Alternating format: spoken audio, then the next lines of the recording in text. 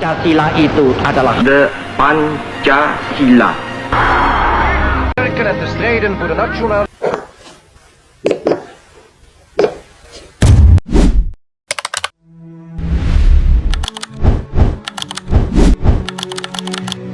PKI dibentuk pada tanggal 29 April 1945, diketuai oleh Dr. KRT Rajiman Widyodiningrat untuk menyelidiki dan merumuskan hal-hal mendasar yang diperlukan untuk persiapan kemerdekaan Indonesia termasuk dasar negara. Telah melaksanakan 2 kali masa sidang pertama tanggal 29 Mei sampai dengan 1 Juni 1945 yang menghasilkan rumusan dasar negara Indonesia yang dikenal sebagai Pancasila. Muhammad Yamin, Supomo, dan Insinyur Soekarno merupakan tokoh yang merumuskan dasar negara. Berikut merupakan rumusan dasar negara dari masing-masing tokoh. Insinyur Soekarno mengajukan 5 dasar negara dengan nama Pancasila yang kemudian diterima secara aklamasi sehingga tanggal 1 Juni 1945 diperingati sebagai hari lahirnya Pancasila.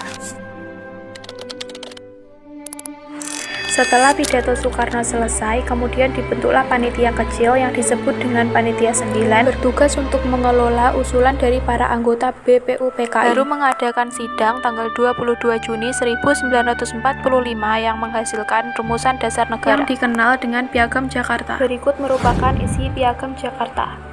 BPUPKI dibubarkan, kemudian dibentuk PPKI pada tanggal 9 Agustus 1945 yang diketuai oleh Soekarno dan Hatta sebagai wakilnya. Proses perumusan dasar negara pada sidang PPKI 18 Agustus 1945 telah menghasilkan dan mengesahkan Undang-Undang Dasar Negara Republik Indonesia beserta pembukaan Undang-Undang Dasar Negara Republik Indonesia dengan cara mengubah Piagam Jakarta atau Rancangan Mukaddimah Hukum Dasar dan Rancangan Hukum Dasar yang diubah karena terdapat perdebatan dalam Piagam Jakarta pada bagian kalimat dengan kewajiban menjalankan syariat Islam bagi pemeluk-pemeluknya. Kalimat tersebut mendapat protes dari pihak lain yang tidak beragama Islam. Untuk menjaga persatuan dan keutuhan seluruh wilayah Indonesia, maka kalimat tersebut dihapus. Dengan demikian, rumusan sila-sila Pancasila di dalam pembukaan Undang-Undang Dasar 1945 sebagai berikut.